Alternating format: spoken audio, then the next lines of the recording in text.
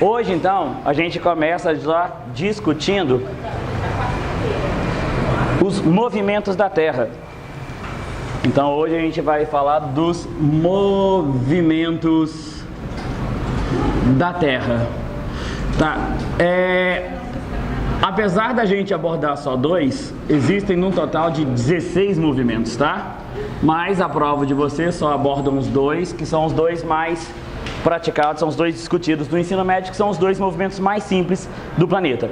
O primeiro movimento que a gente aborda é o chamado movimento de rotação. Rotação, rotacionar, é girar em torno de um eixo, tá? E essa rotação tem como consequência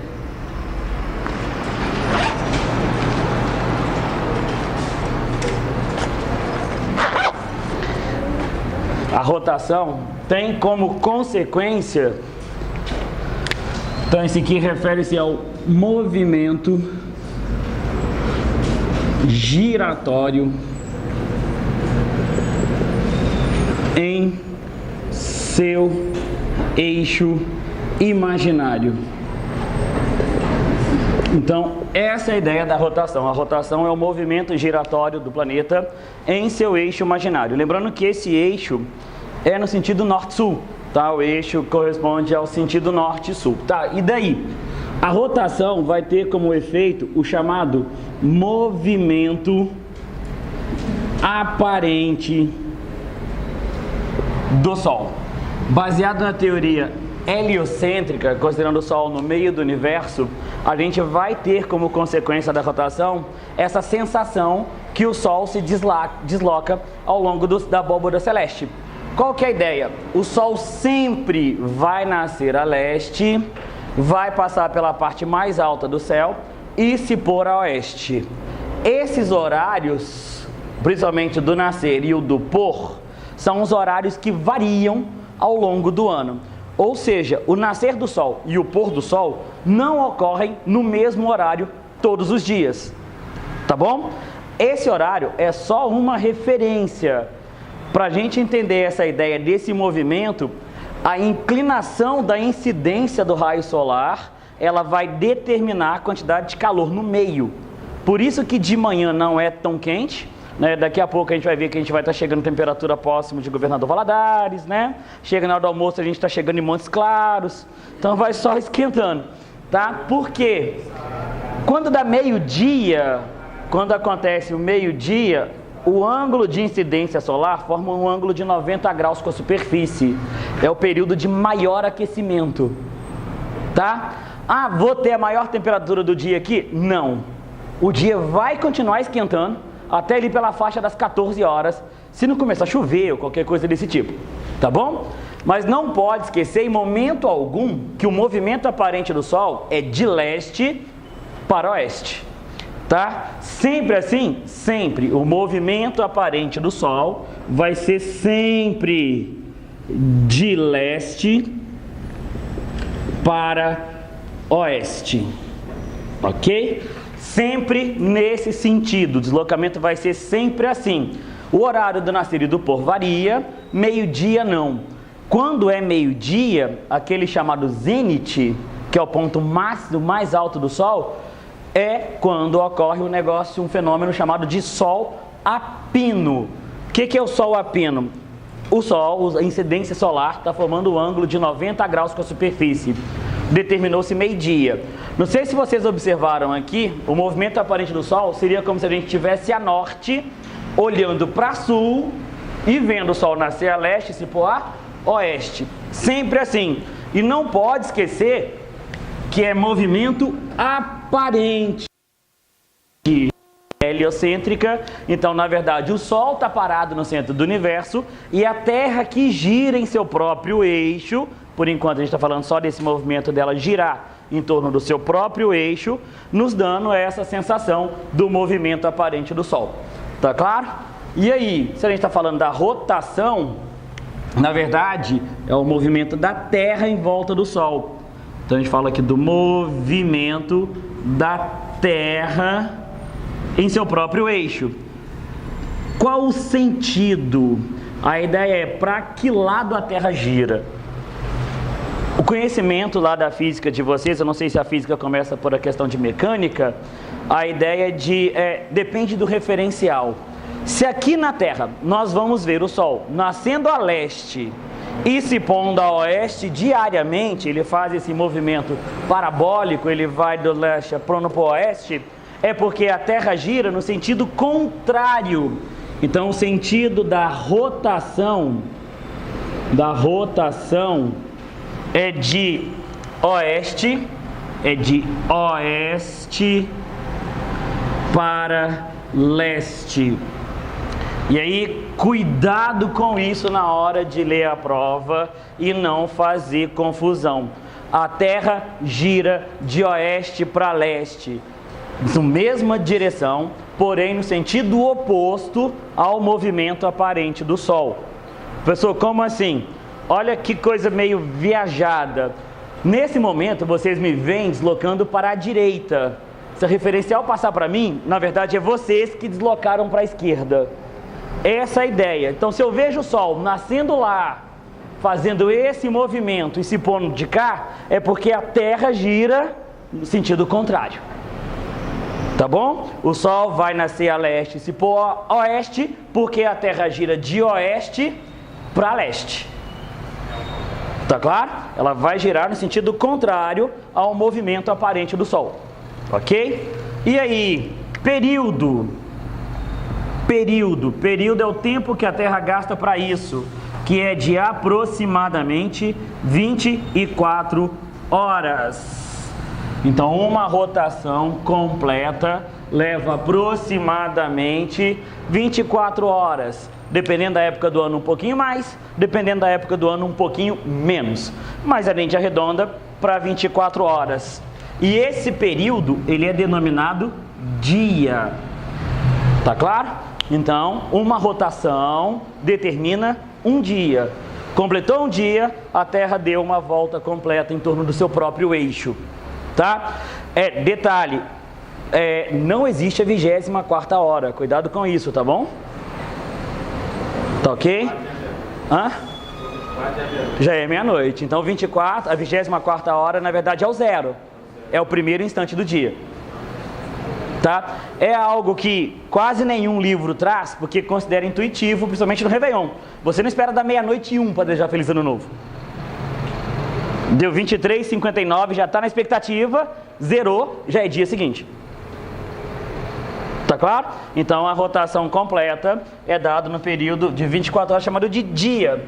E isso resulta para nós em duas fases. Uma fase clara, que a gente chama de dia, e uma fase escura, que a gente chama de noite. Tá? Então, meio que sinônimo, porque somos animais de hábito diurno. Pelo menos a maioria de nós. Pessoal, como assim? A maioria de nós dorme de noite, fica acordado de dia. Então, por isso que a gente chama a fase clara e o período todo com o mesmo nome. Tá claro? Então, a gente vê aqui, ó, que a Terra gira daqui para cá. Sempre metade do planeta vai estar claro e metade do planeta vai estar escuro. Sempre, independentemente da estação do ano. Sempre metade do planeta é claro, metade do planeta é escuro. Sempre assim? Sempre. Vai depender da qual posição que você está na Terra, tá bom? Depois, se vocês quiserem fazer um exercício de física aí, a circunferência do Equador tem mais ou menos 44 mil quilômetros de comprimento. Tá? Para dar uma volta completa é 24 horas, então dá para você calcular a velocidade que a Terra roda. Se você quiser, né? Só para fazer continha, já que vocês são tarados com continha. Tá bom? Então a gente vai ter a fase clara, fase clara chamada dia, fase escura chamada noite. Cuidado, a duração de cada fase depende da estação do ano. Você deve ter observado que agora está amanhecendo mais cedo e escurecendo mais tarde. Porque a gente está na primavera em direção ao verão. Quando a gente está no outono, caminhando para o inverno, a noite fica mais longa. Tá bom? Então a duração deles não é constante, 12 horas cada uma. Cuidado para não confundir com comportamento social. Deu 18 horas é boa noite, independente de ter sol ou não. Tá claro? Isso é comportamento social. Tá ok? E aí, vocês devem lembrar, por exemplo, que o horário de verão, ele existe exatamente para aproveitar que o dia está mais longo. Tá claro? E aí o governo nosso não decide esse horário de verão nosso, né? E adiar por causa do Enem, revogou, não vai adiar de novo não. Então tá pro dia 4, de novo. Tá? O povo do Enem tá meio pé da vida. Beleza até aqui? O segundo movimento que a gente aborda, vamos colocar aqui o segundo, é o movimento de translação. A translação, ou transladar, é mudar de lado, tá? Então esse aqui é o movimento em volta do Sol. Beleza? Então a translação refere-se ao movimento no entorno do Sol. Ok? Professor, como assim? É o movimento que a Terra vai descrever em volta do Sol. Tá, e daí? Esse movimento tem uma primeira característica, que é o movimento ser elíptico. Elíptico. O que é elíptico? A trajetória do planeta em volta do Sol é uma elipse. Traduzindo para um jeito mais simples de entender, ela é oval. Mas é um oval muito mal feito. É um oval quase redondo. Mas é oval. Tá bom? Se ela é oval, essa elipse vai me dar duas coisas. Primeiro, chamado de periélio. Periélio seria o momento da trajetória em que a Terra está mais próxima do Sol. Tá claro? Periélio é o período da trajetória que está mais próximo do Sol. E existe o afélio. Afélio é o período da trajetória que a Terra está mais distante do Sol. Tranquilo? Então, periélio é o período mais perto do Sol e afélio o período mais distante do Sol. Macetão, periélio, hélio quer dizer Sol, perto do Sol. Tá claro? Afélio de afastado do Sol. Então você vai estar afastado do Sol. A diferença é relativamente pequena. Se você observar, 152 mil quilômetros para 147 mil quilômetros. Pessoal, não é tão pequena assim não. Coleguinha, para o tamanho do espaço, isso é pequeno. Hã? Muito pequeno. Tá claro? Tá dando a diferença de 5 milhões de quilômetros.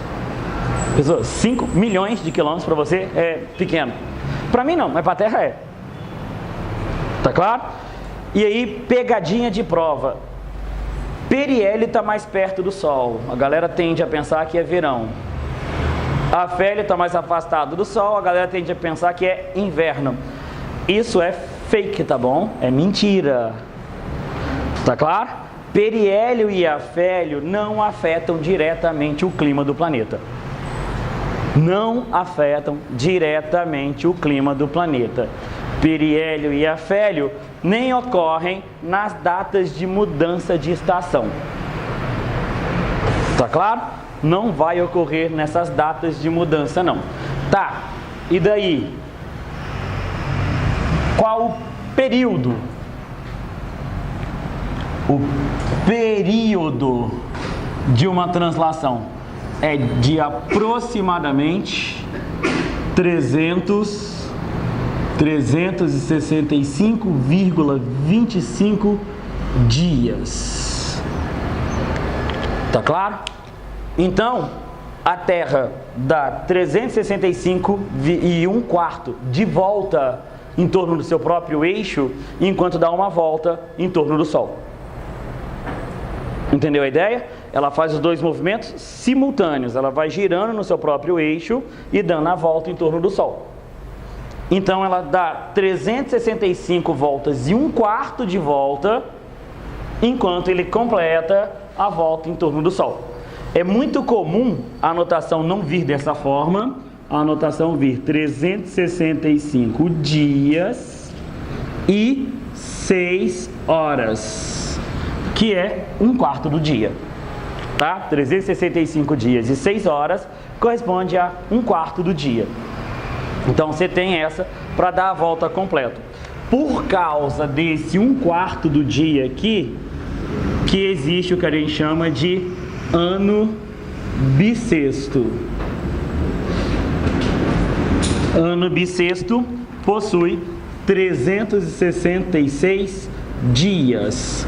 Não é por causa do duplo sexto que ele chama bissexto, não. Tá bom? A ideia foi lá na criação do calendário para saber por que chama bissexto, mas a prova não vai te perguntar o porquê do nome bissexto.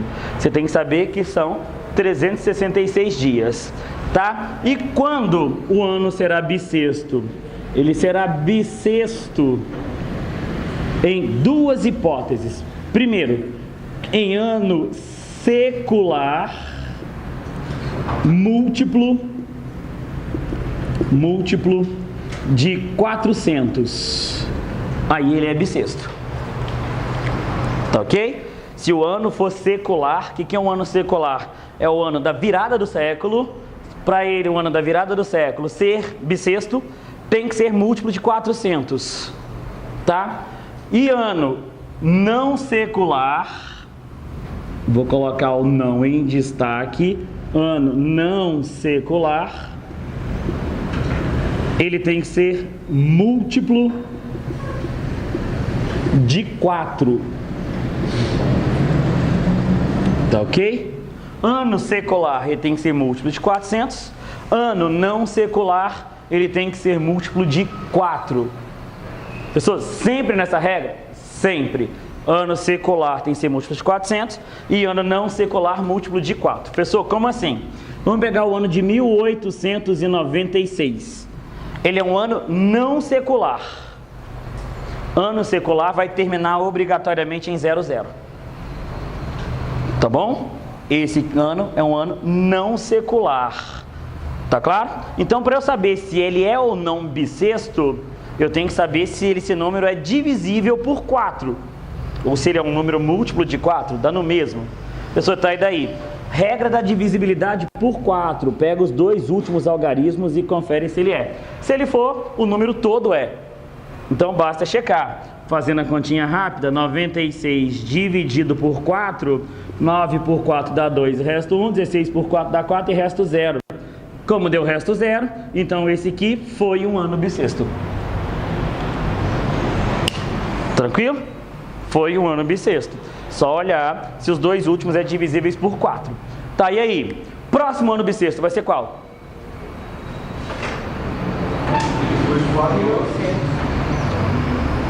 Sugeriram 4 anos ou 1900. Ouvi as duas sugestões. Foi bissexto? Esse ano é secular. Por que eu sei que ele é secular? Que termina em 00. É o ano da virada do século. Então eu não tenho que olhar se ele é múltiplo de 4. Eu tenho que olhar se ele é múltiplo de 400. Tá claro? E aí, fazendo a continha para olhar se é múltiplo de 400, você vai pegar ele e dividir por 400. Macetão nosso nascendo do nada, olha que doideira. Eu posso cortar esse 00 com esse 00. 19 é divisível por 4? É ou não? Então 1900 não foi bissexto.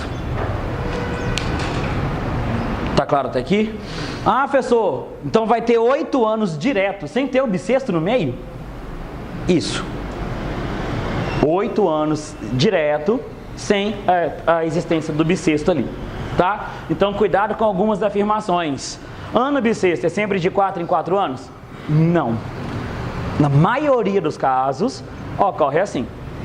Mas alguns anos específicos não tem essa característica. Tá claro? Ah, professor, pega um ano secular então que é bissexto. Ano 2000. O ano 2000. Ignora esses dois últimos zeros. Ignora eles. 20 é divisível por 4? Se 20 é divisível por 4, então o ano 2000 foi bissexto. Ok? Outra questão aqui, ó. O ano tem 52 semanas e um dia. O ano vai ter 52 semanas e um dia. Pessoal, como? Divide esse número por 7. Tá bom? Divide esse número por 7. Vai dar 364 e resto 1. Então, 52 semanas e um dia. E aí, como isso pode ser cobrado de vocês? Sabe aquela manha que vocês falam assim, alguém que sabe qual dia da semana foi o próprio aniversário? Esse ano? Dia da semana que caiu o aniversário. Tá, o meu, por exemplo, esse ano foi numa terça-feira. Eu já sei que ano que vem vai ser na quarta. Ok? Por que que isso ocorre? Por causa desse um dia aqui, ó. Se não fosse ia ser sempre na terça. Entendeu? Por causa desse um dia aqui, é que muda um ano, um dia a mais no ano seguinte. Tá ok? É por causa desse um dia. Tá, e aí? A prova vai fazer assim com você, ó.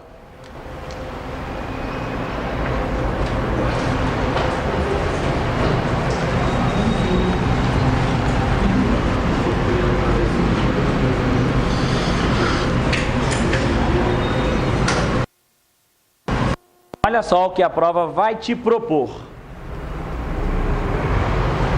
Olha o que a prova vai te propor.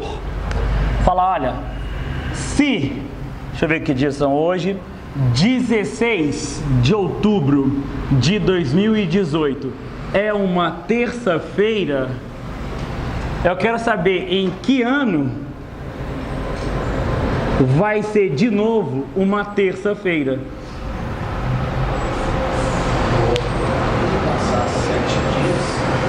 Vou passar 7 dias. Aí vai ter logo na letra A, 2025. E a galera vai babando. Por quê? 7 dias, um dia por ano, 7 anos. Erra feliz? Muito feliz? Muito. Se 2018 foi uma, vai ser uma quarta. 2020 sexta. Por quê? Porque 2020 é um ano bissexto. Se ele é bissexto, ele tem um dia a mais. Entenderam? Ok? Se ele é bissexto, ele vai ter um dia a mais. E aí? Em 2021 vai ser? Sábado. 22, domingo. Em 2023, segunda. Em 2024, quarta. Pelo mesmo motivo de 2020. Ok? Esse ano é bissexto, esse ano também é bissexto. Em 2025, quinta. Em 2026, sexta. Em 2027, sábado. Em 2028, segunda. De novo ano bissexto. Em 2029, terça. Acabou. Você falou que 2000 foi um ano bissexto.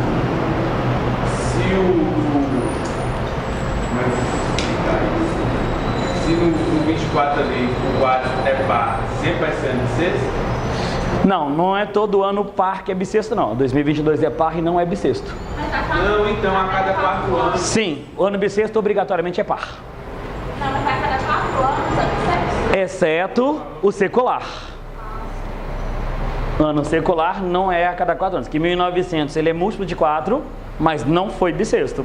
O 2100, mesma lógica. Ele é par, ele é divisível por 4, mas não é bissexto. Mas só a virada do século é a regra de 4 anos. Sim, tirando a virada do século, a regra é de 4 em 4 anos. Pode ser que dê um ano, tipo, a virada circular e seja bissexto? Sim, 2000. Então nem sempre vai ser, tipo, às vezes pode ser de 4 em 4 anos, até o bissexto. Até o secular. Sim, mas aí lembra que para o ano secular, para ser bissexto, ele tem que ser de múltiplo de 1400. Então, quais são os anos seculares bissextos? 1600, 2000, 2400, 1200, 2800, 3200. Estes são os anos seculares bissextos. Tá? Os anos seculares têm que ser contados de 400 em 400. Se agora vai ser de 400 em 400 anos? O secular é. Se for um ano secular, é de 400 em 400. Se for um não secular, é de 4 em 4. Ok? Aí vai indo nessa lógica. Ficou clara essa lógica que a gente fez aqui? Pessoal, tem continha matemática para resolver isso? Eu prefiro resolver no braço. Tá bom? Deve ter continha, não sei se existe continha para isso aqui, mas geralmente eles pedem datas próximas, não vai pedir data distante para bosta, porque aí você vai ter que fazer, você vai ter que achar até que momento começa a repetir os negócios. E aí fica foda. Tá bom? Então você tem aqui essa lógica. Fica atento a um detalhe. Alguém lembra qual é o dia extra do ano bissexto? 29 de fevereiro. Esse é o dia extra. Se a data dada for anterior a isso, vai pular no dia seguinte, no ano seguinte, entendeu? Tá? Só pra gente entender diferente. Aí no ano que vem ela pularia. Isso. Pessoal, como assim? Qualquer data anterior ao dia 29 de fevereiro. Pessoal, como assim? Vamos fazer uma suposição aqui, vamos pegar, sei lá, dia 6 de fevereiro de 2018 foi uma terça-feira. Aí eu faço a pergunta, em que ano vai ser uma sexta?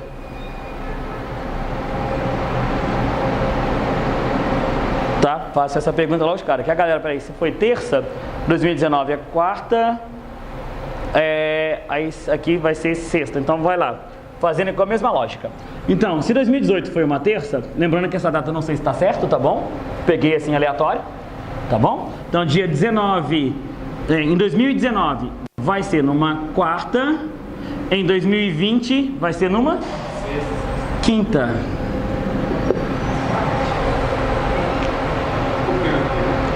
Por que quinta? Porque essa data está anterior ao dia extra. Não diminui. Veja que a gente continuou na mesma sequência. Não caiu não, avançou normal. Isso. Em 2021 vai ser numa sábado. A ideia é tá antes ou depois de 29 de fevereiro. Se tiver antes de 29 de fevereiro, no ano bissexto não faz a diferença. Vai fazer no ano seguinte. Se tiver depois de 29 de fevereiro, vai fazer a diferença no ano bissexto. Entendeu a lógica? Foi isso que a gente fez aqui, ó. Como essa aqui é outubro, então eu mudo no ano bissexto. Como essa aqui é fevereiro e não é 29, ele está antes do 29, eu vou fazer a mudança, eu faço essa mudança aqui, ó, no ano seguinte ao bissexto. Esse é o bissexto, só que a mudança ocorre aqui. Tá bom? Então, fica atento a essa data aqui, ó. O último nosso foi 2016. Sim, igual ao próximo. 20. Beleza? Então, essas são as relações de contagem de datas. Isso vai ser a nossa contagem de datas. Pode apagar essa parte?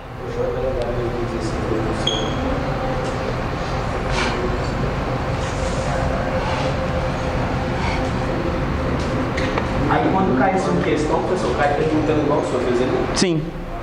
Ou cai de outra forma, mas é a mesma coisa.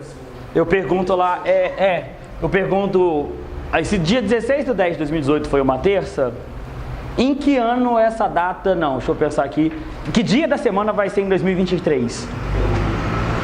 Só, entendeu? Aqui eu te dei o dia e pedi o ano. Eu posso te dar o ano e pedir o dia da semana. Entendeu? Não sei, a matemática de vocês deve trabalhar com um calendário financeiro, que todos os meses tem 30 dias. Para nós aqui não, igual a gente falou em fuso horário. Aqui é calendário civil. O que isso quer dizer? Se tem 30 é 30, se tem 31 é 31, se tem 28 é 28. Se tem 29 é 29, não interessa. Tá claro? Então você tem que saber a posição dos meses para conseguir resolver esses problemas. Não vai contando 30 dias, tipo, dá 90 dias, vai lá 3 meses. Não. 30 dias, dependendo pode dar 92, dependendo pode dar 91, dependendo pode dar 60, 91, não tem outra forma de dar outro número não, porque usando fevereiro, ou 90. 3 meses dá 90 dias. Pessoal, como assim? Janeiro, fevereiro e março, os 3 meses juntos tem 90 dias. Janeiro 31, março 31, 62, com 28 de fevereiro, 90. Tá. Tá claro? O resto vai oscilar entre 91 e 92. Tá? Mas janeiro, fevereiro e março, 90. Qual calendário? Na geografia é o civil. Na matemática, vocês veem como professor de matemática. Tá bom? Tá? Na geografia vai ser calendário civil. Principalmente fuso horário. É o calendário civil. A questão também te dá o... Não, eles vão te dar datas. E aí a ideia é calendário civil. Não vai contar todos os meses 30 dias não, que aí dá pau. Tá bom? Vai dar pau. E aí, outra coisa que tem a ver com a translação são as estações do ano. Estações do ano é outra questão relacionada aos movimentos da Terra. As estações do ano são 4. Você tem as estações extremas, que são o verão, que é a estação quente, e o inverno, supostamente a estação fria. Pessoal, como assim? Supostamente. Brasil, né? Sabe o que é? Não faz frio, tá? A gente tem estações quente 1, quente 2, quente 3 e brisa, não é? E a gente tem estações de transição. Que vão ser o outono e a primavera. Pessoal, por que de transição? O outono é a passagem do frio para o quente. Falei errado, corrigindo. Outono é a passagem do quente para o frio e a primavera do frio para o quente. Então, para a gente entender, o outono é a estação que está esfriando e a primavera é a estação que está aquecendo. Outono esfriando, primavera aquecendo. Então, você tem essa lógica de ciclo. Eu sou como assim? Verão, depois do verão é o outono. Depois do outono, o inverno. Depois do inverno, a primavera. E depois da primavera, fecha o ciclo no verão. Tá? Nessa ordem. Sempre ficar atento a uma informação.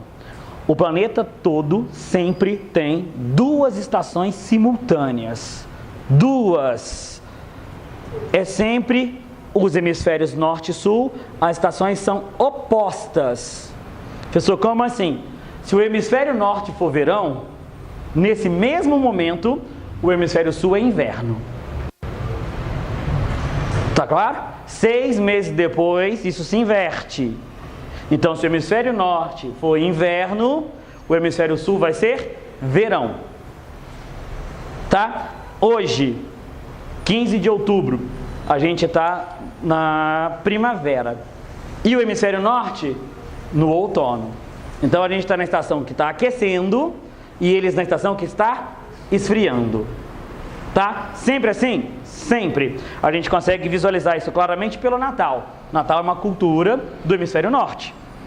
Aí você coloca pinheiro, neve, roupa de frio, né? Coitado do bom velhinho, tá lá capotado dentro do shopping, num calor infernal, né? O ar-condicionado dos shoppings engana a gente, né? Você chega lá e fala, não, o shopping tá fresquinho. Fica lá dentro meia hora, você... Né? Agora imagina aqui lá o vovozinho, com aquela roupa vermelha num calor infernal. Porque o Natal, para nós brasileiros, para nós aqui do Brasil, para nós brasileiros, é verão. Tá? Então não faz o menor sentido você colocar pisca-pisca na arvorezinha. Você está colocando pisca-pisca no dia mais longo do ano. Doideira, né? Mas a cultura é importada. Fazer o quê? Beleza? E aí, então a gente tem esse ciclo e os hemisférios sempre em oposição ao outro. Sempre um de oposição ao outro. Tá? E daí? E daí que a gente chega em alguns dias específicos.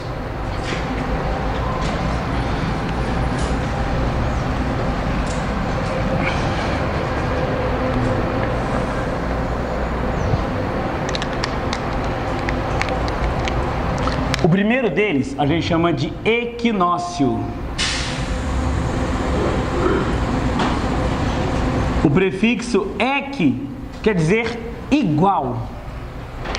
Equi quer dizer igual. O que é o equinócio? São os 2 dias do ano que ambos os hemisférios norte e sul estão igualmente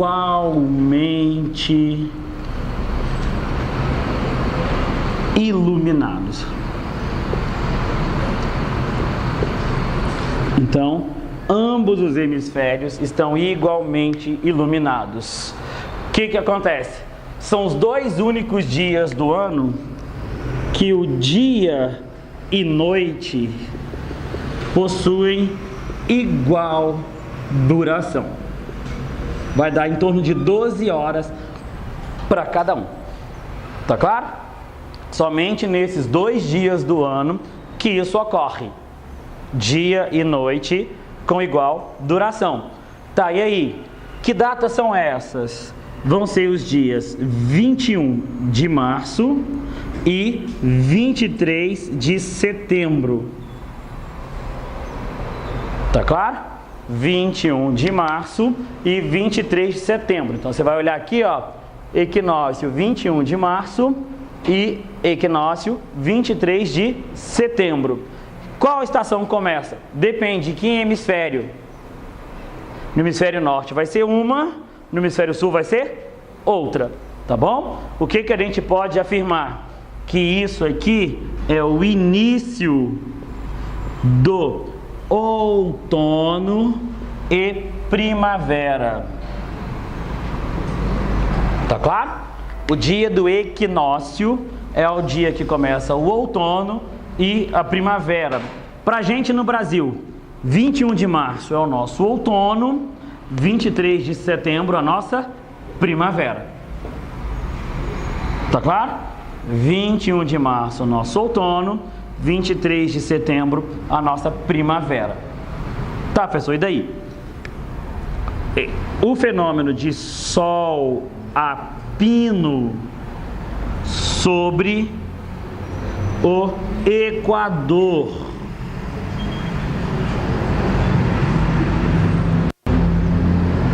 Então o Sol estará a pino sobre o Equador. O Sol vai estar a pino sobre o Equador.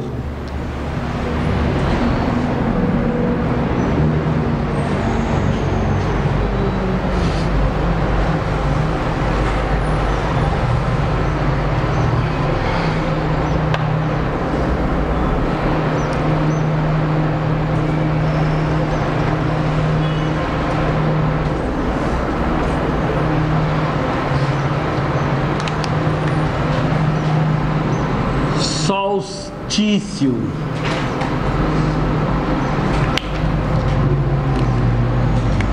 São os 2 dias de maior diferença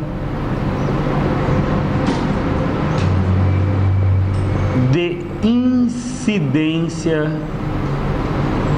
solar entre os hemisférios norte e sul. Então, são os dias que se tem a maior diferença de insolação. Maior diferença de insolação. Por quê? As insolações não são constantes, os dias são variados ao longo do ano. Tá, e aí? O solstício, você vai ter ou o dia maior que a noite, ou a noite maior que o dia. Tá? Ambos os fenômenos são chamados de solstício. O dia mais longo do ano é o solstício e a noite mais longa do ano também é solstício. Tá bom? O dia mais longo do ano é o verão. E a noite mais longa do ano é o inverno. Tá? Foi aquilo que eu falei lá no começo dessa discussão. Ó, a gente está vendo que o dia está ficando um pouquinho maior todos os dias, até chegar no dia 21 de dezembro, que é o dia mais longo de todos, para nós aqui no Brasil. E no hemisfério norte vai ser a noite mais longa de todas. A partir do dia 21 de dezembro, o dia volta a diminuir de tamanho. Ok? Até chegar no dia 21 de março, em que dia e noite vão estar do mesmo tamanho de novo. Entendeu a lógica? Tá? Então, o solstício ocorre nos dias 21 de junho e 21 de dezembro. Essas são as datas de solstício. Tá claro? E aí, Sol a pino no trópico do hemisfério que estiver no verão. Incidência solar, né? Opa, incidência solar. Comi um R. Tá claro? Então, Sol a pino no trópico do hemisfério que estiver no verão. Foi por causa desse fenômeno que se determinou qual a latitude dos trópicos, tá? Tá bom? Não sei se aqui na sala tem alguém que acompanha, lê ou pega informação sobre astrologia. A pessoa tá aí daí. 21 de junho é o início de qual signo zodiacal? Alguém tem ideia? Pode assumir, não é vergonha não. Eu assumo, eu leio Harry Potter. 21 de junho, é do zodíaco. Qual signo do zodíaco? Tá, eu vou... alguém falou aí. Câncer. 21 de junho é o início do signo de Câncer. Por isso que o trópico chama-se Trópico de Câncer. Ok? Ele vai estar lá no hemisfério norte. É o início do verão no hemisfério norte. Tá, pessoal, e daí? 21 de junho, Capricórnio. Por isso que o trópico tem o nome de Capricórnio. O Sol vai estar aqui no Capricórnio. Por isso que o nosso dia é mais longo que a noite. Tá claro? E aí, não, professor, lembrar dessas datas vai ser... Essa é a parte legal do negócio.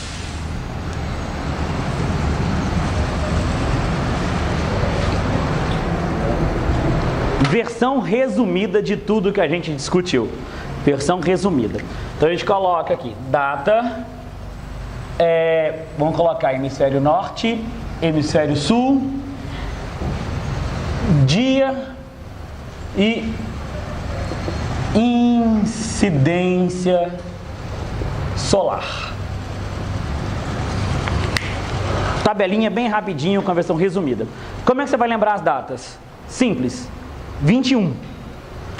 Então a gente coloca 21, 21, 21 e 21. De boas?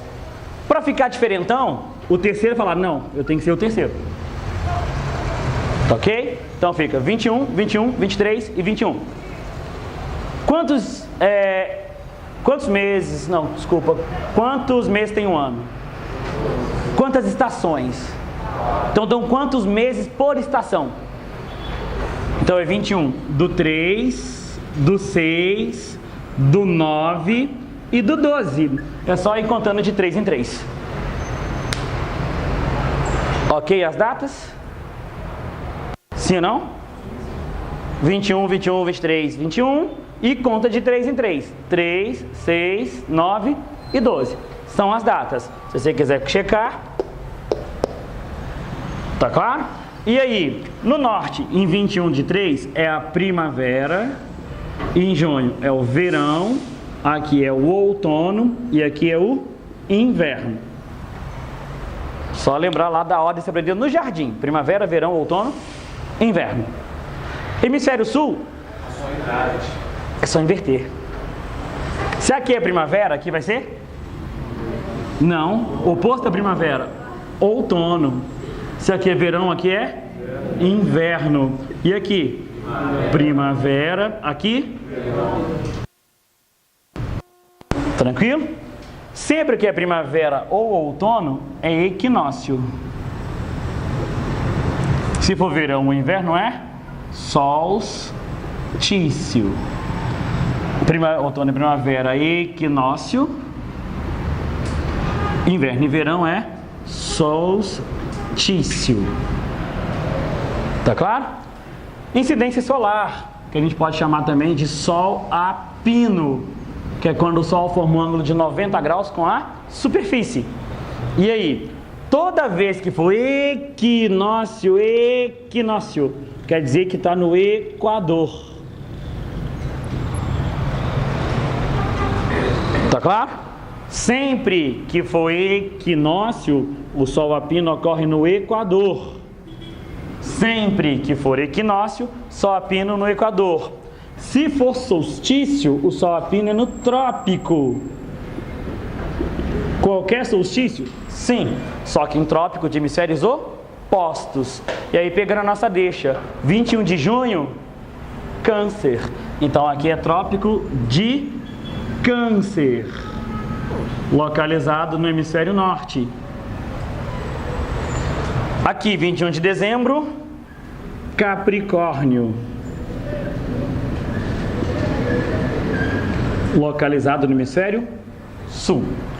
Veja, verão no sul, Capricórnio. Verão no norte, Câncer. Tá ok? Então a gente sabe que o nosso dia mais longo do ano é 21 de dezembro. E nossa noite mais longa do ano, 21 de junho.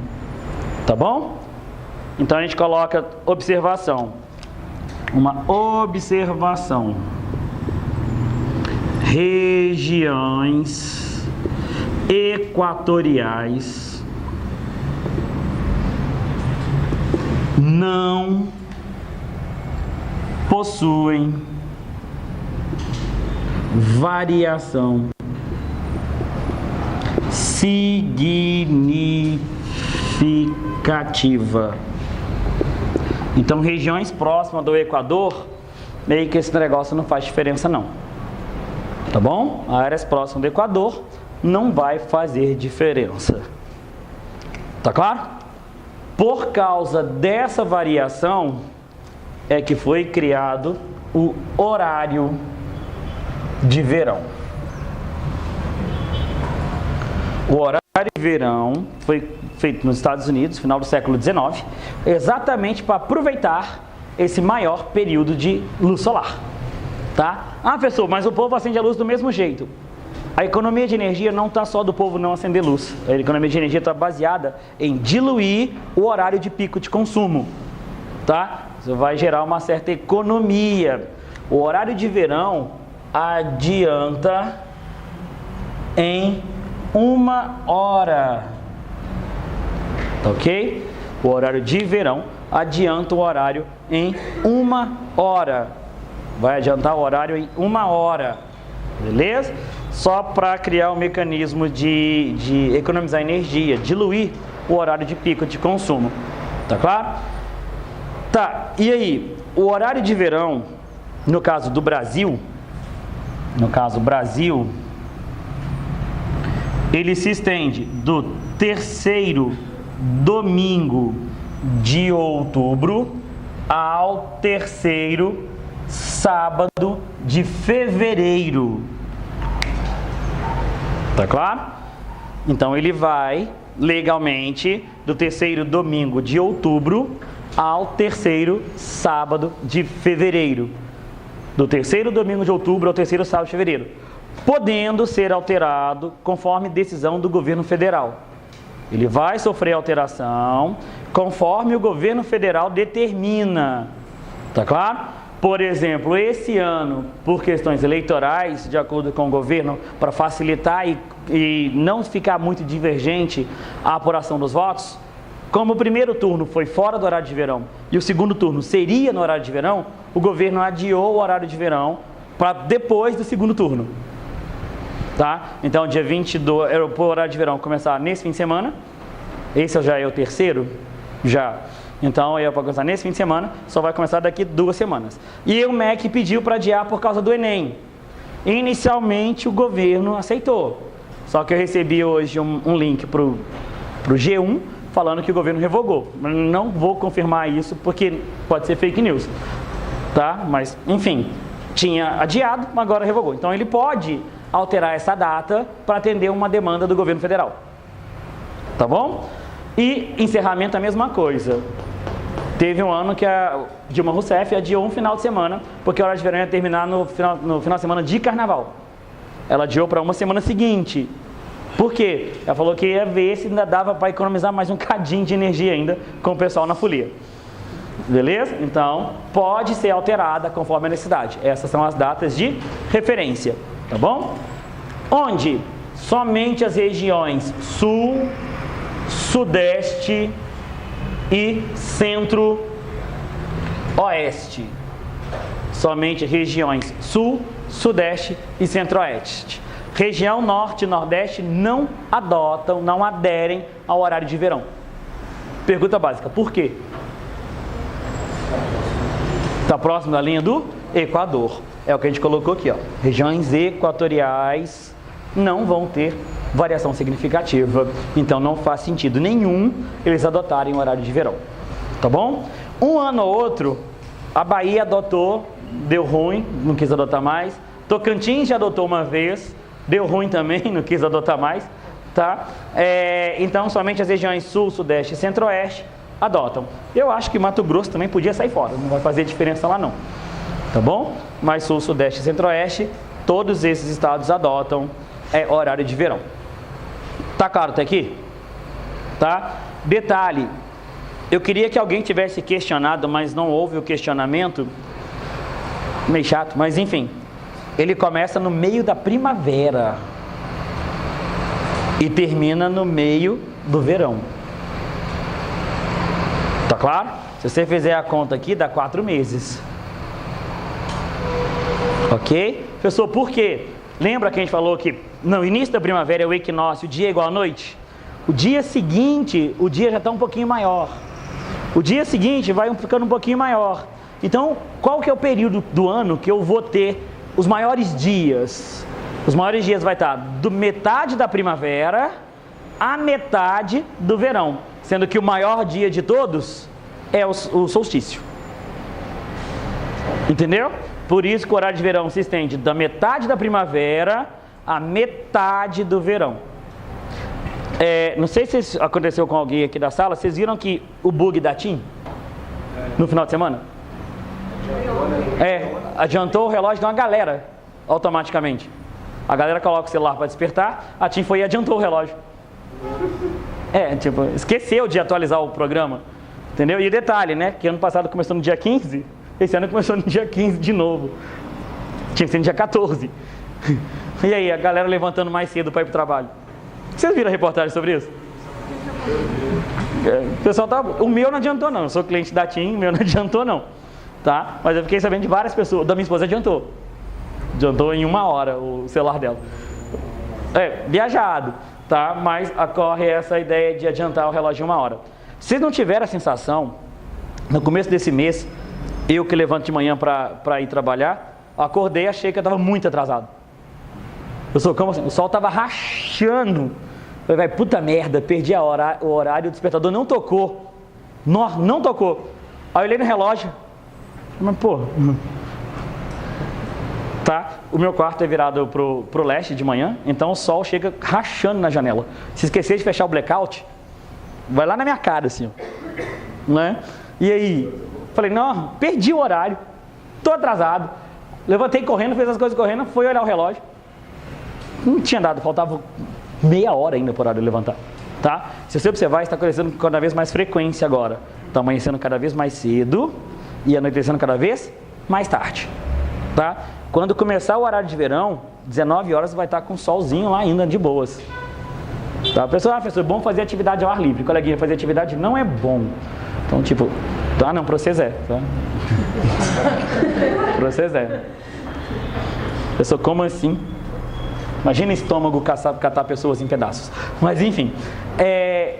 Ficou claro isso aqui? Tranquilo?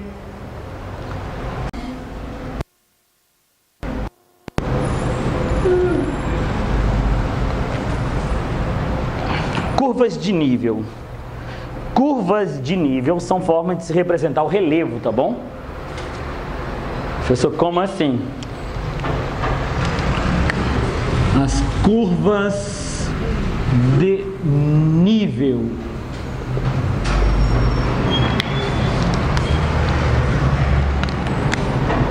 São isolinhas de mesma altitude. Tá claro? As isolinhas de mesma altitude, chamado de isoípsas.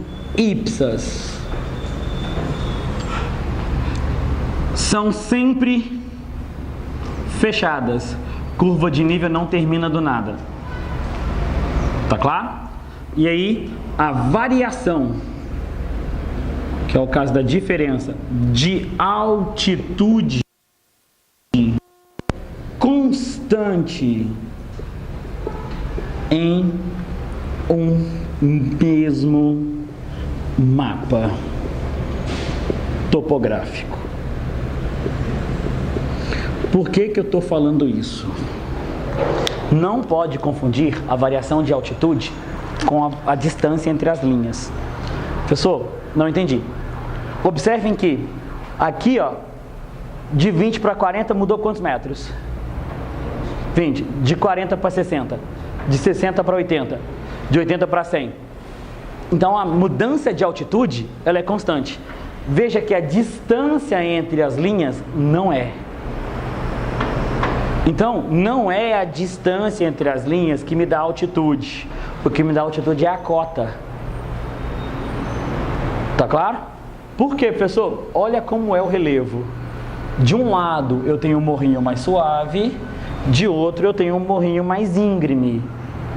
No vocabulário mais simples. De um lado é barranco, é um penhasco. Do outro lado é um morrinho suave. Um morrinho de boa. Professor, qual que você vai subir? Nenhum. Tá? E aí?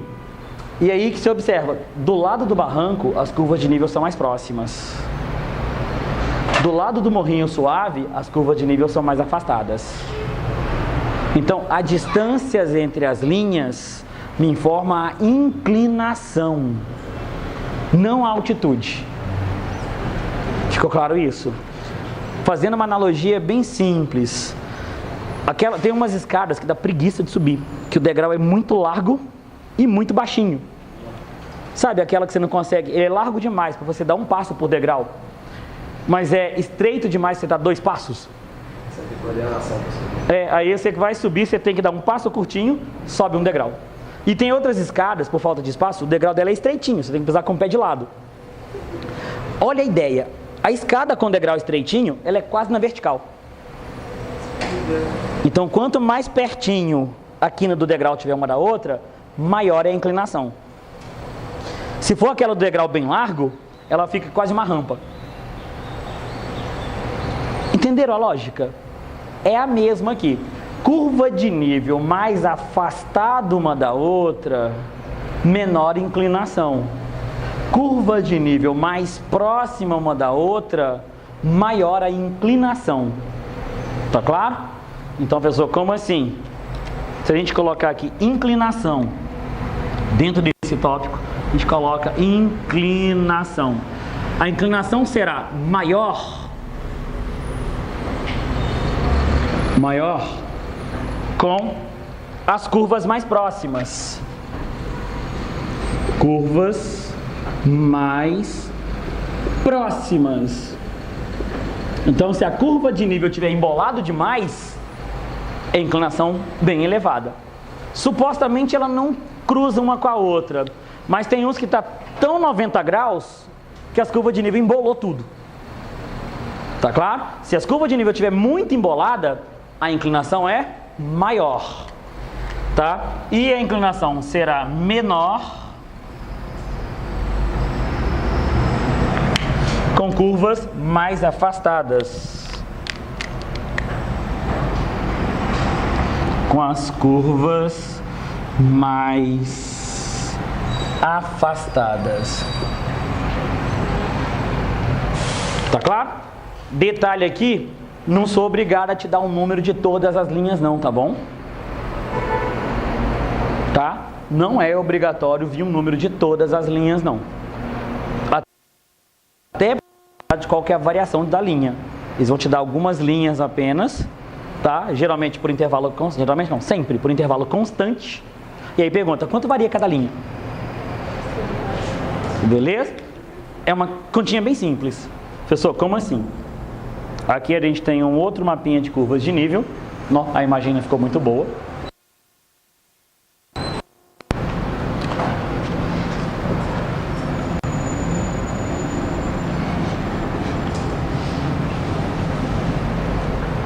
Tá? A mesma ideia da representação do relevo. Então veja que essa parte mais plana, olha a distância que a curva de nível toma da outra. E nessa parte que é mais íngreme, veja como a curva de nível está bem coladinha uma na outra. Tá claro?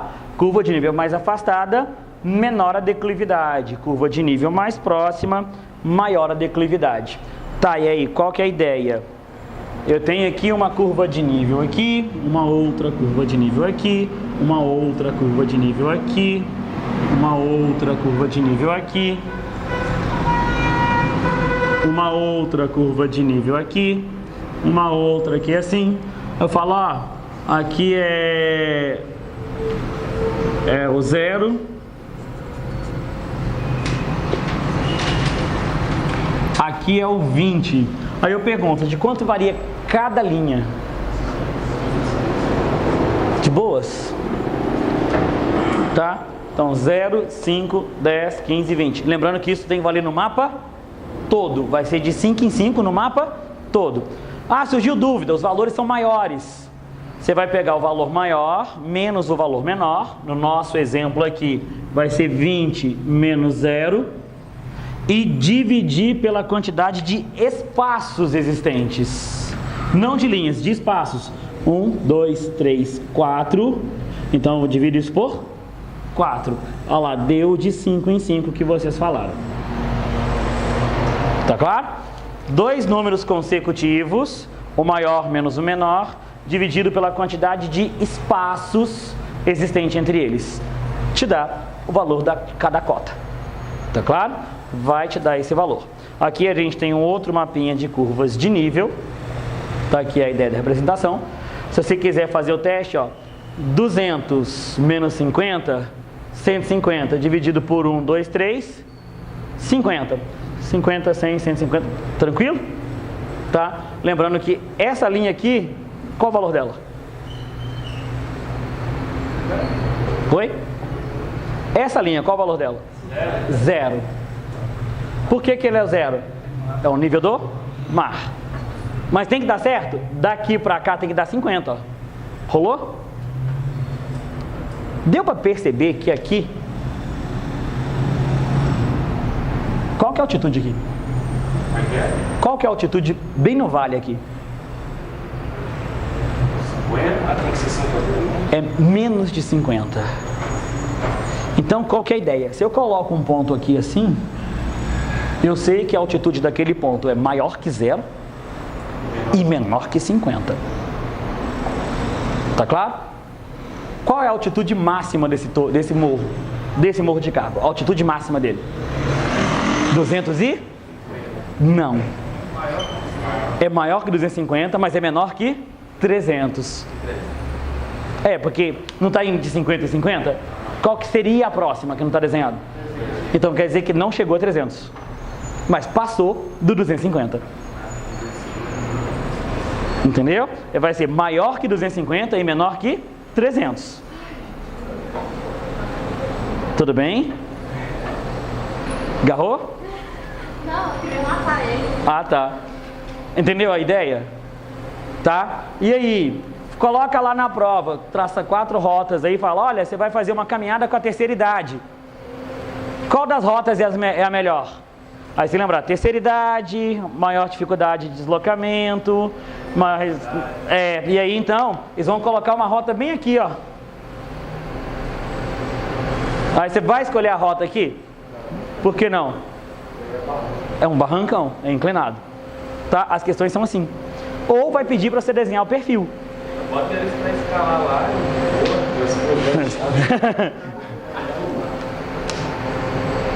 vocês vão participar de salvamento assim um dia, né? Alguém vai querer escalar, vai ficar preso lá, adivinha quem vai lá tirar? Adivinha, a pessoa vai, vou fazer rapel aqui, ó. Né? Tô aqui fazendo rapel. Primeiro, a pessoa tá perdida na ilha lá, tá lá perdido lá, fazendo rapel. Vai pegar o mapa de curva de nível e olhar, onde é a probabilidade de estar fazendo rapel? mais inclinado. É aqui. Aí você vai lá, o cara tá preso aqui no meio, ó. Ela vai fazer rapel também para tirar o cara de lá no rapel. Tá? Chega lá de boas. Pular de parapente daqui. Pessoal, rola de pular daqui no mar? Lógico, não. Querer que entrar todo e cair lá no mar. Primeiro eu quero ver o cara pular daqui até cá. Lembrando que isso aqui, ó, esse tamanho é 1 quilômetro.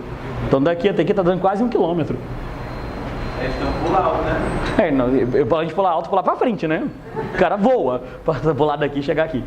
Tá bom? Então esse morrinho aqui, apesar de ser mais baixo, ele é mais de boa de subir. Tá? E qual que é a ideia do perfil? O pessoal faz um corte aqui, ó, e pergunta, qual que é a forma do relevo? Como uma prova de vocês não é aberta, você tem que ter uma noção que eu estou indo da parte mais baixa, o centro é o mais alto e desci de novo. Então você vai ter um morrinho mais ou menos assim, ó. Entenderam? E aí fique atento à seguinte situação, ó. Deixa eu colocar aqui 10. Aqui é 30. O que mudou? Que agora o cara está descendo. Só que agora, quando a pessoa está vindo nesse sentido, ela está subindo. Você tem que olhar os números. Ou seja, isso virou um buraco. Se a parte do meio tem menor altitude, é um buraco. Se a parte do meio tem maior altitude, é um morro. Entendeu? Sim. Então sempre tem que olhar o número. Se o número central for menor que o número da extremidade, é um buraco. Se o número central for maior que o da extremidade, é um morro. Tá claro? Cava de mineração. É isso aqui, ó. Tá? Pode ser um vale. Eu posso ter pego o meio do vale. Pessoal, como assim? Na hora de fazer lá pra você a questão, eu recorto aqui, ó. Te dou só esse pedaço e falo, qual que é o perfil daqui até aqui? Vocês entenderam, que ali ficou mais ou menos assim? Posso apagar isso aqui? Se eu pedir o perfil dali,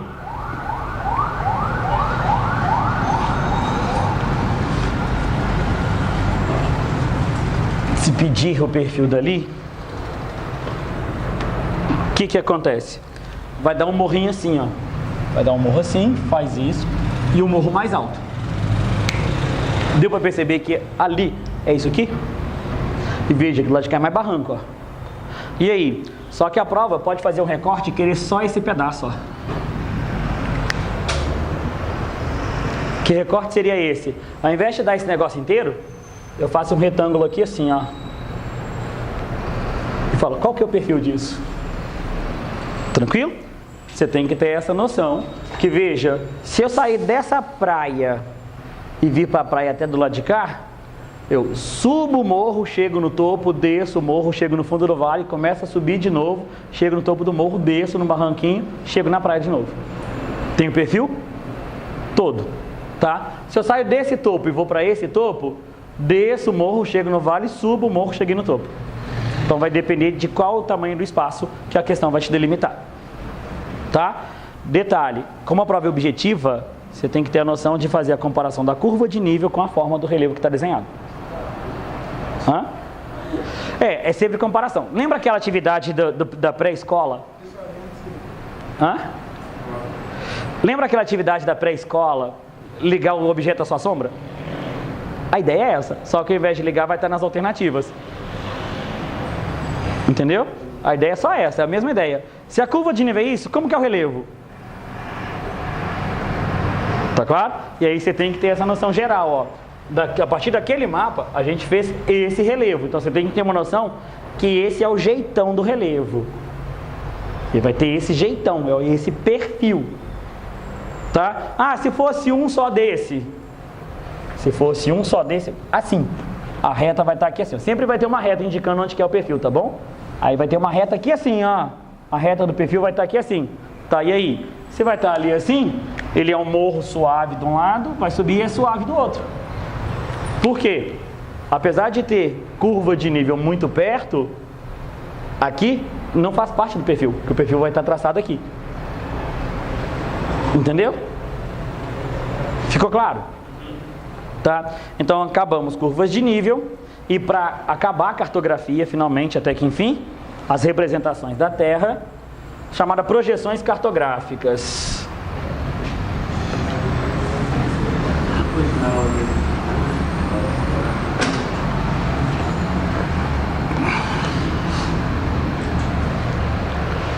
Projeções cartográficas são formas de representar o planeta. As projeções são formas de representar o planeta de forma ou de modo de minimizar as distorções. Professor, como assim? É geometricamente impossível tornar plano uma superfície que é esférica. Tá claro? Não tem jeito de pegar algo que é redondo e deixar plano. Só se deixar um plano bem pequenininho. Beleza? Professor, como assim? A Rua da Bahia é plana. Mas comparado com a curvatura da Terra, isso não faz diferença. Agora, pegar o mapa mundi, planeta, que é uma bola praticamente, né? Na verdade, a forma é de geóide, e tornar ele plano, vai dar bizil. Experiência própria de vocês. Pega a casca da mexerica e tenta deixar ela plana sem rasgar. Então esse é o problema de fazer mapa de escala pequena. À medida que você vai aumentando a escala, a curvatura vai sumindo. Então se a escala for grande, a curvatura nem aparece. Mas à medida que você diminui a escala, a curva da Terra começa a aparecer. Tá? Pessoas aí que acreditam na teoria do terraplanismo, não. Tá bom? Tá, você pode acreditar, mas para a prova e para o resto do mundo é redondo. Tá bom? Vocês ficaram nessa discussão do começo do primeiro semestre falando da Terra plana, voltando. Um grupo lá no Luiz que falava que a Terra era plana. Umas viagens assim. Né? Os caras retrocederam mais ou menos meio milênio. Se for de Itaiobeira, na cidade da perto da minha cidade, é difícil você ver um morro assim, ó. Um morro assim, a cidade toda plana. Mas aí o que eu falei, a ideia da escala. A cidade é plana, mas você não vê o horizonte. Por que você não vê o horizonte? Por causa da curva da Terra. Por que você está em pé na praia aqui no Brasil e não vê a África do outro lado? Ok a ideia da escala pequena? Se eu pegar então, vamos facilitar. Um telescópio que a gente consegue ver a superfície da Lua. Chego lá na praia, no litoral brasileiro, coloco o telescópio lá, pego um nível, coloco ele perfeitamente na horizontal. Se eu olhar no telescópio, eu vou ver a África do outro lado? Por que não? Por causa da curvatura. Entendeu? Se eu consigo ver a Lua, teoricamente eu viria a África. Professor, se você abaixar um pouquinho, você vai ver a água? Tá bom? Não dá para ver por causa da curvatura. Morreu o assunto terraplanismo, não é essa a nossa ideia aqui. Ela é redonda, aproximadamente esférica, tá bom? Quantos metros de altura você já consegue ver? A partir de 10 km de altitude você já começa a ver a Terra ser curva. Tá? Não é tão alto. A camada mais importante da atmosfera está a 12 km. Sabe, para nós, vai daqui até 12 km. Então, antes de sair dessa camada mais importante, a curvatura já começa a aparecer. Tá? Que é uma coisa assim, o pessoal fala, não, a Terra é plana então. Então, qual que é a ideia? Não é. Não é, pessoal, eu acredito que seja. Tá, você pode acreditar, mas não é. Tá bom? Não é plana, tá? A forma certa é geóide, mas para facilitar a nossa vida a gente fala que ela é esférica. Só para facilitar a nossa vida. Geóide é uma forma geométrica totalmente vacaiada. Tá? A que dá menos bug na hora de fazer é o globo. Mas concorda que o globo é pouco prático? O globo a gente consegue trabalhar com ele didaticamente. Tá, beleza, eu vou trazer um globo aqui, eu quero que você me ensina como eu saio daqui do curso e chego no Parque das Mangabeiras nesse globo. Imagina o tamanho do globo. Sem chance. O mapa é muito mais fácil. Olhei o mapa, dobrei, guardei, boa, né? Agora imagina, levar uma bola do tamanho desse prédio. É mais fácil perguntar. Tá claro? Mas toda forma de... Todos, não tem exceção. Todo mapa vai ter bug em alguma coisa. A pessoa vai bugar o quê? Depende do que você quer mostrar. Tá claro? A deformação ela é ideológica. A gente vai ter situação, por exemplo, que mostra a Europa muito maior do que ela é. Por quê? Supremacia europeia. Já que o mundo é redondo, por que a Europa está no meio? Poderia ter feito um mapa muito de qualquer jeito. Mas é uma ideologia por trás disso aí. Tá bom? E aí? Então você tem a primeira forma de projeção. Vamos colocar aqui as formas. Formas, não, desculpa, eu quero os tipos primeiro. Tipos. Letra A. A projeção conforme. A projeção conforme é aquela que vai privilegiar as formas. Ela privilegia as formas dos continentes. Ok? Ela vai preservar, vai manter as formas de forma bem representada. Esse mapa conforme é um mapa indicado para navegação. Professor, por quê? Por causa que nele funcionam as coordenadas geográficas. E além das coordenadas geográficas, você vai ter a forma adequada do litoral. Então ele é formado para navegação. Atualizando o termo, se eu falei navegação, de qual modalidade de transporte eu falo? Rodoviário, hidroviário, aeroviário, ferroviário ou dutoviário? Todas elas. Navegar é deslocar no espaço com a ajuda de um mapa. Eu posso fazer isso a pé? De carro? De avião? De barco? Acho que de trem, de duto não faz muito sentido, mas... O trem não tem muita opção, né? O trem vai onde tem trilho. Se não tiver trilho, ferrou. Falar, eu precisava descer naquela cidade ali, ó. Foi, né? E duto, pior ainda. Duto nem mapa você olha. Pessoal, mas existe transporte por duto? Pessoa ainda não. Exceto em Futurama. Transporte de pessoas por duto. O que é um duto? Um cano. Gás, água, minério, soja, já são transportados por cano. Pessoas ainda não. Futurama tá beleza, mas aqui não. Tá bom? E aí também não, o itinerário não é flexível. Beleza? Então a conforme vai privilegiar as formas e é usado para navegação. Ok? Letra B, a projeção conforme mais famosa é a projeção de Mercator. A projeção de Mercator é a projeção conforme mais famosa que há. Tá? Pessoal, como assim? Pensa no mapa retangular, mapa mundi retangular. Esse mapa que você pensou é o de Mercator, de tão usado que ele é. Tá? Pessoal, você tem certeza disso? Tenho. Segue uma teoria eurocêntrica. O que isso quer dizer? Que coloca a Europa em destaque no mundo. A Europa ela é maior do que ela é realmente e está bem na meiuca do mapa. Beleza? Então, tá essa projeção. A segunda, letra B, não é errado. Alguma coisa você vai ter que distorcer.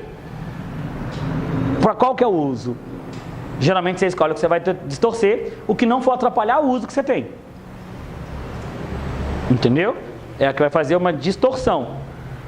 Mas errado não é. Porque vai distorcer tudo, sempre haverá uma distorção. Então, a gente não pode falar em erro. Beleza? A segunda é equivalente. Equivalente, ela privilegia a proporção das áreas. A projeção equivalente, ela vai gerar proporção, vai manter de forma representação, de forma que as áreas ficam proporcionais. Pessoal, como assim? Nessa projeção aqui, os países da região do Equador são muito maiores que os países ricos. Em representar os tamanhos dos continentes na proporção do que eles são. Tá? Foi criticado? Bastante, principalmente pelos europeus. O mapa mais famoso disso é o mapa chamado mapa de Peters,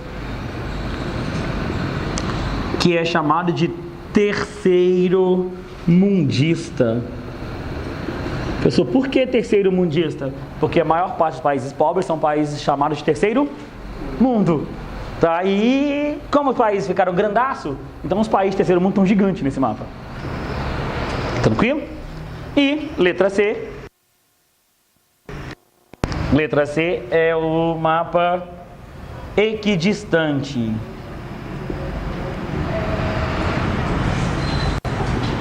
O mapa equidistante,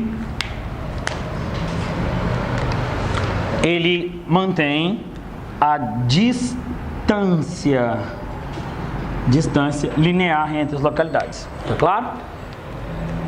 O que acontece? O conforme mantém perpendicular, paralelos e meridianos. Os outros, o equivalente pode manter também, o equidistante não, ele altera essa característica. Macetão aqui, olha. Conforme a forma, equidistante a distância. Tá claro? Equivalente à área é o que sobrou. Ok?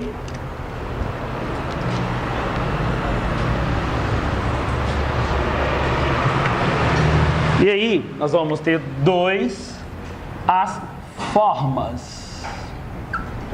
Letra A, cilíndrica, que é cilindro. Alguém sabe o que é um cilindro? Cilindro. Negócio de pegar. É negócio o quê? Como é que eu vou te explicar?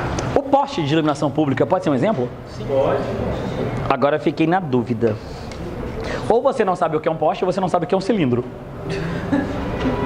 Pensa no poste. O poste tem a base mais larga e o topo mais estreito. Isso não é cilindro, não. Ele tem que ser. Esse na verdade não é um cone porque não tem a pontinha. Tá? Ele tem que ser, a largura tem que ser constante. Rolo de papel higiênico. Tirando aquela parte bauladinha dele em cima, sim. Hã?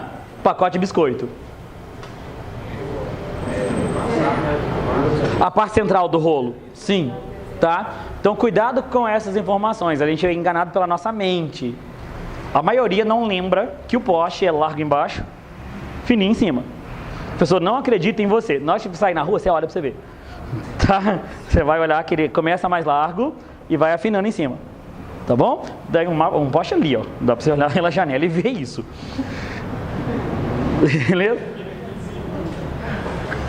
A pessoa não acredita em você. Tá bom. Tá? Enfim. Qual que é a ideia? O que pega? Se eu pegar um cilindro e abrir ele, qual forma geométrica fica? Lembrando, tira a tampa e tira o fundo. Eu só tenho o cano. Se eu corto esse cano e abro, vira duas dimensões. Vira um plano. Qual plano? Um quadrilátero. Então, mapas quadriláteros, geralmente são retângulos, são formados a partir de cilindros. Pessoal, como assim? Assim. Envolve o planeta no cilindro e na hora de abrir, vira um retângulo. Ok? Tá claro? Coleguinha, posso usar o seu edital? Posso? Com licença. Tá? Qual que é a ideia? Veja, eu faço isso, eu tenho um cilindro. Vamos considerar cilindro porque, afinal de contas, eu não vou conseguir deixar isso redondo perfeitamente. Cilindro. Quando eu abro o cilindro, eu tenho um retângulo. Então, os mapas quadriláteros, que vai depender do tamanho do cilindro, tá? Geralmente é retangular. Obrigado. Tá? São obtidos a partir de um cilindro. Tranquilo? E aí entra as coisas meio bizarras. Pessoal, como assim? A Antártica, ela é um pouco maior que a Austrália. A Groenlândia, que está aqui, ela é do tamanho do estado do Pará. Olha o tamanho da Groenlândia e olha o tamanho do estado do Pará. São os problemas que se tem na projeção. Pessoal, como assim? Como eu envolvi no cilindro, essa parte vai ser projetada aqui, ó. A ideia é que quando você aumenta a distância da projeção, maior vai ficar. Então eu tenho que esticar para conseguir a representação. Retomando a aula passada, como é que chama essa linha? Meridiano. Muito bom, meridiano. E essa? Paralelo, nome genérico, paralelo. Ok? Então a gente tem os meridianos e os paralelos. Qual que é o problema? Você lembra que esse meridiano encosta nesse lá no polo? Que a Terra faz assim, ó. Então todos os meridianos se encontram no polo. Só que aqui ele está reto. Então na hora que ele está reto, vai dar aquela esticada na região mais próxima do polo. Então quanto mais afastado você tiver do Equador, mais esticado vai ficar. No Equador não estica porque o Equador tangencia o planeta. À medida que você começa a afastar, vai esticando, até chegar no polo, que é a esticada máxima. Tá? É aquilo que a gente falou. Eu vou pegar a mexerica e abrir ela e deixar ela retangular, sem rasgar. Ficou claro isso? Tá? E aí, as mais famosas. Essa é a projeção de Mercator, a chamada eurocêntrica. Pessoas, eu preciso muito que vocês identifiquem a diferença entre Mercator e Peters. Por quê? A prova te dá os dois e pergunta quem é qual. Entendeu? A prova vai te dar os dois e vai perguntar quem é qual? Qual dos dois? Professor, como assim? Você vai lembrar que as duas são cilíndricas, ambas são cilíndricas, só que uma é conforme, Mercator ele preocupa com a forma, e Peters é equivalente, vai preocupar com as áreas. Voltando em Mercator, a dica é: Groenlândia gigante é Mercator. Essa é a Groenlândia. Essa ilha aqui, ela é do tamanho do estado do Pará. Entendeu? O estado do Pará está aqui, ó. Então ela é aqui assim, ó. É aquela ilha lá. Olha o tamanho da Europa aqui, eurocêntrica. E olha onde que a Europa está, bem no meio do mapa. O Equador está aqui embaixo, ó. Por isso que muita gente erra o lugar do Equador. Beleza? O Equador tinha que estar aqui, né? Não, mas está aqui, ó. Para a Europa fica no centro. Tá? Groenlândia gigante, Mercator. Agora, olha a mesma Groenlândia em Peters. A Groenlândia está aqui, ó. Agora sim, tamanho do estado do Pará. Detalhe, olha o tamanho que ficou o Rio Amazonas. Parece que o mar entrou ali na região norte. Beleza? Então você consegue ver que o Pará está aqui, mais ou menos o mesmo tamanho, ó. Isso é Peters. Olha o tamanho da Europa. Comparou a Europa de Mercator e a Europa de Peters, mas olha o tamanho da África em Peters. Por isso que Peters é chamado de terceiro mundista. Tranquilo? Então essa é a chamada projeção cilíndrica. Essa é a ideia da cilíndrica. E aí, B, projeção cônica. Projeção cônica é aquela que advém de um cone. Projeção cônica, ela advirá de um cone. Para quem não lembra o que é cone, é o chapéu de festa infantil. Sabe aquele que a gente usa para roubar brigadeiro? Sabe? Nossa, você vai lá na mesa, ó, né? Coloca a bala delícia por cima para disfarçar, porque a bala delícia tem um monte de papel. Isso, mas lembrando que não pode ter a pontinha dobrada, né? Tem que estar todo lá assim, tá? E aí, sim. Mostra a área real, assim. A área proporcional. É proporcional. Mas assim, eu falo assim, igual, por exemplo, eu olhar um pequeno e mostro de acordo. Isso, a ideia... A ideia proporcional se o país é grande, mostra de uma forma maior. O país pequeno, de uma forma Sim, menor. mas aí o que compromete? O contorno fica avacalhado. Entendeu? Esse aqui ele vai manter a forma, mas o tamanho fica avacalhado. Só que olhando o mapa, a gente tem ideia de quais são os países com a maior extensão territorial e... Sim, tá, porque aqui a gente vê que a Rússia é grande, mas não é tão grande assim igual eles falam. Se a gente for comparar, por exemplo, com o Mercator, aqui não tem a divisão. A Rússia pega essa região toda aqui, ó. Entendeu? A ideia é de Mercator e Peters, a briga entre os dois não é uma briga, mas o ponto de vista entre eles é que eles vão valorizar coisas diferentes. Tá? Mercator quer fazer navegação e manter a distância entre paralelos e meridianos constante. Peters fala, foda-se, mais usado é o Mercator. Por isso que, quando você vê Peters, dá uma sensação que parece que está esticado. Entendeu? Por quê? Cultura europeia, o mais divulgado é Mercator. Esse aqui você fala assim, não, esse aqui é o mapa mundi, tá acostumado, esse é o mapa mundi que eu conheço e tal. Aí quando eu falo, olha, tem esse mapa mundi aqui, você, não sei, tá? Já vi questão falando que esse está errado. Aí foi a pergunta que alguém fez, está errado? Não, não está errado, não existe projeção errada. São formas diferentes de representar. E aí eles colocam na alternativa, a projeção 2, por que eles vão colocar que Peters está errado? Porque você está acostumado com Mercator. Eles colocam lá, a projeção 2, coloca a projeção 1, projeção 2. A projeção 2 está errada porque representa os países com forma distorcida, vão representar os continentes de forma distorcida. Então você vai ter essa diferenciação, essa variação. Entendeu? Tá? E eles podem colocar e falar, olha, a primeira é de Mercator, que é uma projeção conforme, e a segunda é de Peters, que é a projeção equivalente, ok. Tá? A primeira é de Mercator com projeção equivalente, a segunda é de Peters, que é conforme. A segunda está errada porque distorce a forma. Vamos colocar a alternativa dessa forma.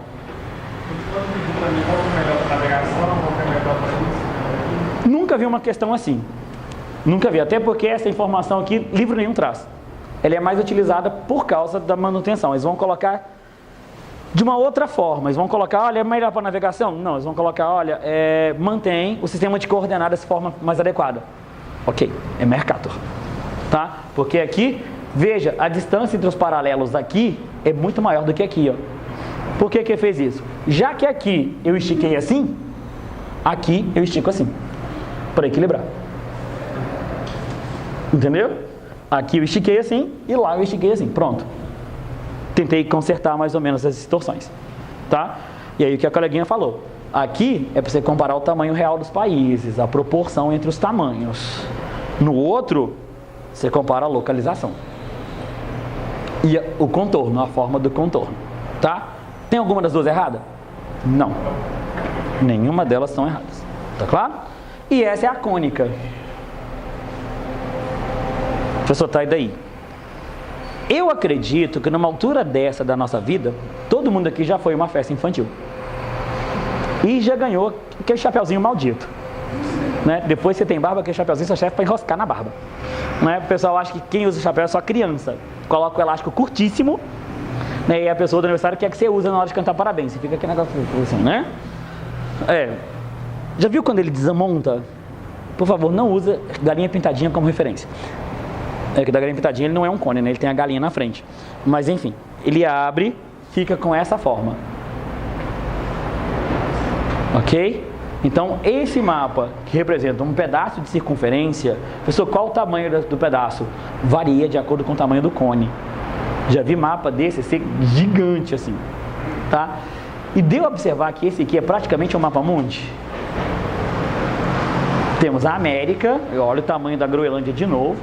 Temos Europa, África, a Ásia, só a Oceania está faltando um pedaço. Na verdade, essa linha aqui seria o Trópico de Capricórnio. Então, a sul do Trópico de Capricórnio não tem ninguém ali. Tá bom? Qual que é a ideia? Onde não está deformado, a única região que não deforma é aqui, ó. Tá ok? Tá claro? Então, a gente vai para uma outra questão. Deixa eu apagar aqui. A cilíndrica, ela é indicada para baixas latitudes, desde que o cilindro esteja na vertical. Beleza? A cônica, letra B, a cônica, ela é mais indicada para as médias latitudes.